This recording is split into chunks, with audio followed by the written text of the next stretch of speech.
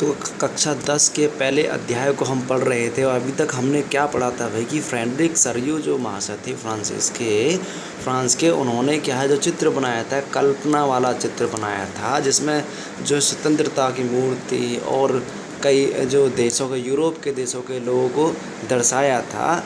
वो किस प्रकार से हुआ था। तो अभी यहाँ पर जो हमारा अगला भाग जो हम पढ़ रहे हैं इसमें दिखाएंगे किस प्रकार से कि राष्ट्र का विचार आया। फ्रांस में क्रांति जो हुई थी उसके बाद में कैसे राष्ट्र का विचार आया था। तो देखिए, राष्ट्रवाद की पहली जो स्पष्ट अभिव्यक्ति 1789 फ्रांसीसी क्रांति के साथ में हुई थी। जैसे फ्रांसीसी क्रांति कब हुई थी? 1789 में।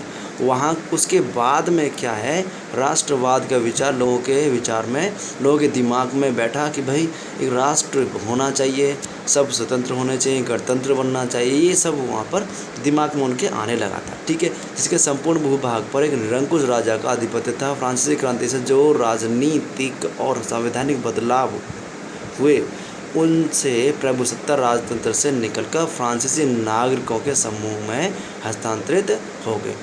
अब देखिए क्या हुआ था, फ्रांस में जो शासन चलता था बड़ा ही निरंकुश चलता था। लुई 16वें जो थे बड़े निरंकुश शासक थे, ठीक है ना।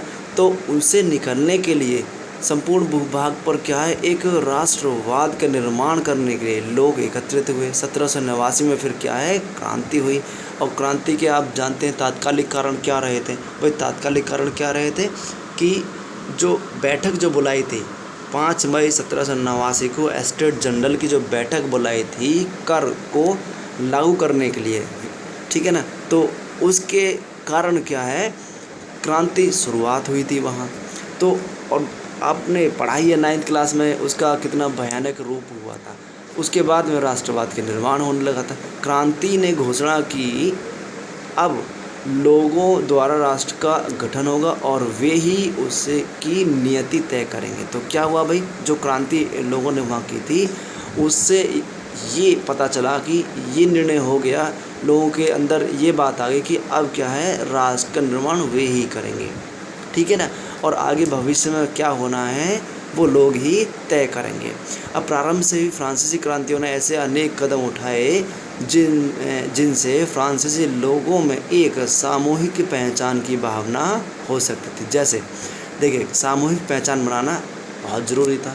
अब जैसे उसके लिए क्या था, पितृभूमि और नागरिक जैसे विचारों का एक संयुक्त समुदाय के विचार पर बल दिया गया, जिससे एक संविधान के अंतर्गत समान अधिकार प्राप्त हो सकते थे। भाई ये जो शब्द उन्होंने यूज किए हैं ये सामूहिक पहचान के लिए थे। पितृभूमि, ठीक है, जैसे हम अपनी मातृभूमि कह देते हैं, है ना, कि भारत हमारा देश है और ये जहाँ हम पैदा होते हैं कि हमारी मातृभूमि है, ठीक है। इस प्रकार से वहाँ पितृभूमि। और नागरिक, जैसे हम कहते हैं हम भारत के नागरिक हैं, भारतीय हैं, तो ये इसलिए क्या है कि एकता को दर्शाते हैं। क्या दर्शाते हैं ये? एकता और सामूहिक पहचान बन जाती है। अगर हमने कहा कि नागरिक, ठीक है, यहाँ कह रहे हैं फ्रांस का नागरिक, तो एकता होगी, सभी जो है फ्रांस के नागरिक हो गए, ठीक है। वो यहाँ पर दर्शाने के लिए किया गया था। और क्या किया गया था, तो नया झंडा तैयार किया गया ट्राई कलर में, भाई वो भी एकता का प्रतीक बनने वाला था, जिसके पहले राष्ट्र ध्वज की जगह ले, जिनसे क्या है, राष्ट्र ध्वज जैसे हमारा झंडा है तिरंगा, उसी प्रकार से वहाँ का भी तिरंगा बना। एस्टेट जनरल का चुनाव सक्रिय नागरिकों के समूह द्वारा किया जाने लगा और उसका नाम बदलकर नेशनल असेंबली कर दिया गया था। तो आपने देखो ये भी पढ़ा था 9th क्लास में। भाई क्रांति जो हुई थी इसी कारण तो हुई थी, यहीं से शुरुआत तो हुई थी कि उन्होंने जो है तीसरा स्टेट जो था वो क्या है, सभा से निकल गए थे और उन्होंने अपनी सभा का नाम नेशनल असेंबली बनाया था और वहाँ से क्रांति की शुरुआत हो गई थी। यही तो हुआ था वहाँ। नई स्तुतियाँ रची गई, शपथ ली गई, शहीदों का गुणगान हुआ और यह सब राष्ट्र के नाम पर हुआ। क्या हुआ भाई, नई स्तुतियाँ और शपथ ली गई, कब? फ्रांस क्रांति के बाद में।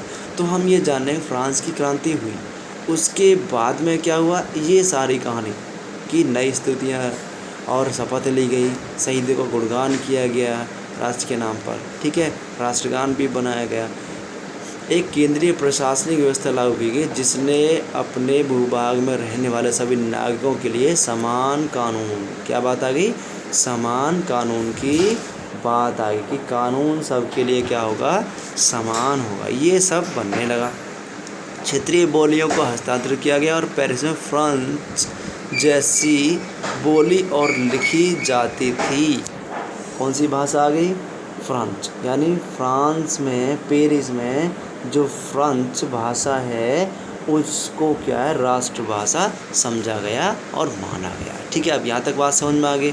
इसके बाद में क्रांतिकारियों ने यह भी घोषणा की, फ्रांसीसी राष्ट्र का यह भाग्य और लक्ष्य था कि वह यूरोप के लोगों को निरंकुश शासकों से मुक्त कराएं। दूसरे शब्दों में फ्रांस यूरोप के अन्य लोगों को राष्ट्र में गठित होने में मदद करेगा। ठीक है, मदद देगा। तो अब यहाँ क्या रही, फ्रांस के लोग तो क्या थे भाई, वो स्वतंत्र हो गए थे। ठीक है, उन्होंने क्रांति की। अब ये लोग ये चाहते थे कि यूरोप के और भी जो देश हैं वो भी क्या हो जाए, स्वतंत्र हो जाए। ठीक है, वहाँ भी राष्ट्र का गठन होना चाहिए। यहाँ तक आपको समझ में आ गया। जब फ्रांस की घटनाओं की खबर यूरोप के विभिन्न शहरों में पहुंची तो छात्र तथा शिक्षित मध्य वर्ग के अन्य सदस्य जैकोबिन क्लब की स्थापना करने लगे थे। तो एक वर्ड यहाँ पर आया है क्या, जैकोबियन क्लब। ये बहुत इंपॉर्टेंट बात है। जैकोबियन क्लब पूरे यूरोप में, ठीक है ना, बनने लगा। और क्या है, उसके जो नेता थे वो मैक्सिमिलियन रॉबस्पियर थे। कौन थे, मैक्सिमिलियन रॉबस्पियर थे। और लोग इस जैकोबियन क्लब से क्या है, जुड़ने लगे। ठीक, तो अब ये क्यों, ये सब जो बना था, क्लब जो बना था, ये इसलिए था कि एक राष्ट्रवाद के सहारे राष्ट्र का निर्माण किया जाए। फ्रांस की तरह स्वतंत्रता यूरोप में भी आई। उनकी गतिविधियों और अभियानों ने उन फ्रेंच सेनाओं के लिए रास्ता तैयार किया जो 1790 के दशक में हॉलैंड, बेल्जियम, स्विट्ज़रलैंड और इटली के बड़े इलाके में घुसी थी। क्रांतिकारी युद्धों के शुरू होने के साथ ही फ्रांसीसी सेना राष्ट्रवाद के विचार को विदेशों में ले जाने लगी थी। तो राष्ट्रवाद के विचार किसके दायित्व में आया, फ्रांसीसी सेनाओं के। अब फ्रांसीसी सेना और देशों में घुसने लगी और क्या है, वहाँ पर इस विचार को फैलाने लगे कि आप भी क्या है, स्वतंत्र और गणतंत्र हो सकते हैं। जैसे देश दिए गए, हॉलैंड है, बेल्जियम है, स्विट्ज़रलैंड है, इटली है। ठीक है ना। उसके बाद में क्या है, देखिए नेपोलियन की बात आ गई। जब 1804 में नेपोलियन क्या है बने थे, जो शासक बने थे, तो उन्होंने भी क्या है, अपने विचारों को फैलाया। और मुख्यतः क्या है, एकता बनाने के लिए प्रजातंत्र को पुनः राजतंत्र में उन्होंने गठित किया। क्या हुआ था भाई, देखिए नेपोलियन के नियंत्रण में जो विशाल क्षेत्र आया, वहाँ उसने ऐसे अनेक सुधारों की शुरुआत की जिन्हें फ्रांस में पहले ही आरंभ किया जा चुका था। फ्रांस में राजतंत्र वापस लाकर नेपोलियन ने निसंदेह वहाँ प्रजातंत्र को नष्ट कर दिया था। देखिए प्रजातंत्र बना, ठीक है, उसको नेपोलियन ने नष्ट किया, दोबारा से क्या बना दिया, उसको दोबारा से उसने राजतंत्र बनाया, लेकिन वो सुधार के काम में बनाया था। आगे हम देखेंगे ये किस प्रकार से नेपोलियन के कार्य रहे, नेपोलियन ने अपने किस प्रकार से कुछ जो विचार हैं उनको आगे पहुंचाया, और उसने क्या है, नेपोलियन संहिता को लागू कर दिया। क्या लागू कर दिया, नेपोलियन संहिता। अब ये क्या थी नेपोलियन संहिता, देखिए इसके विषय में कुछ विशेषाधिकार दिए गए थे, कुछ अधिकार लोगों को थे, कुछ राजा को, शासक को थे। तो क्या क्या थे, देखिए नेपोलियन संहिता के अनुसार कानून के समक्ष का ही सबकी बराबरी थी। ठीक, क्या था, कानून के समक्ष सबकी बराबरी थी। संपत्ति के अधिकार को सुरक्षित किया गया था। क्या किया गया था, संपत्ति के अधिकार को सुरक्षित किया गया। और क्या किया गया था, इस संहिता को फ्रांसीसी नियंत्रण के अधीन क्षेत्रों में लागू किया गया।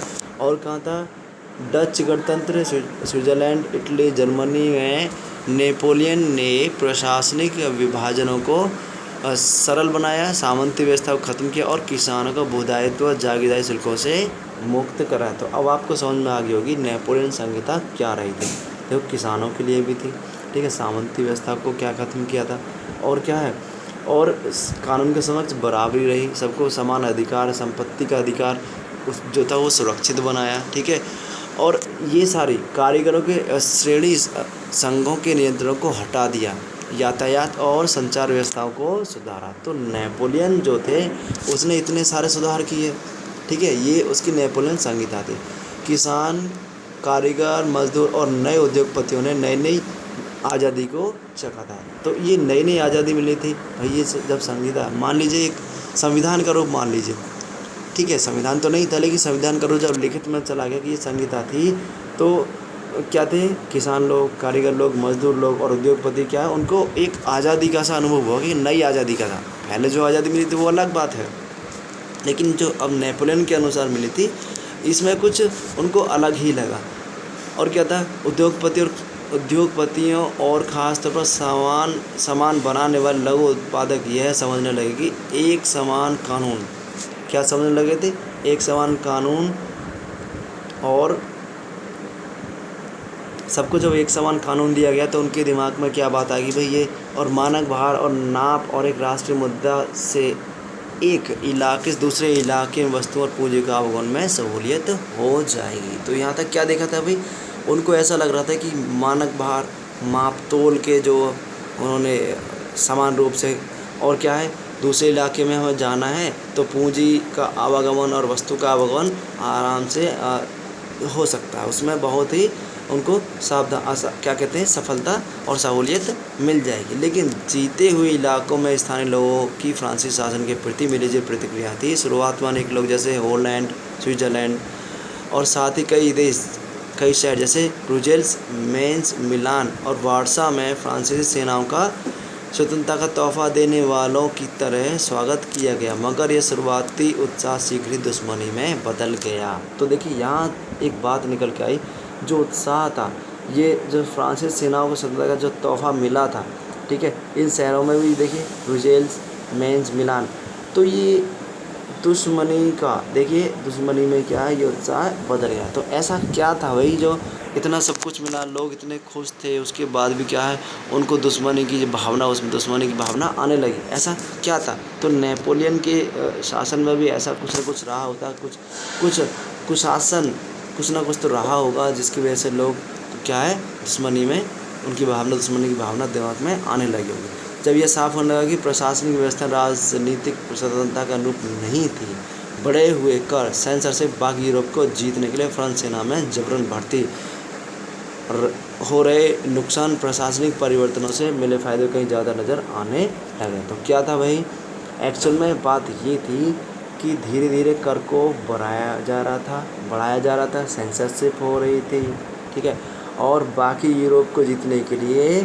फ्रांस सेना को जबरन भर्ती किया जा रहा था। बात आई समझ में, यानी ये 3-4 जो बात रही, इन बातों को समझकर, सुनकर लोग जो है नेपोलियन के विरुद्ध होने लगे, उनके दिमाग में एक दुश्मनी की भावना आने लगी। यहाँ तक हमने इसको पढ़ा है, फिर देखते हैं आगे क्या है, उस टॉपिक को नए पार्ट में लेकर के आएंगे। आशा है यहाँ तक आपको समझ में आ गया होगा। चलिए थोड़ा सा इसको देख लेते हैं। राइनलैंड का डाकिया ये दिया गया है, सब कुछ गवा देता है, तो इससे इन चित्रों में काफ़ी कुछ दिया जाता है कि यहाँ पर क्या है, यहाँ नेपोलियन को 1813 में लाइप्ज़िग की लड़ाई हारकर फ्रांस लौटते हुए डाके के रूप में दर्शाया गया, ठीक है। तो झोले से गिरते हुए चिट्ठी उन भाग को दर्शाते हैं जो अब मुझसे हार चुका है। तो नेपोलियन बहुत बड़ा शासक रहा था, सब बहुत बड़ा हीरो, उसने जीता भी और वो कुछ गवा भी गया।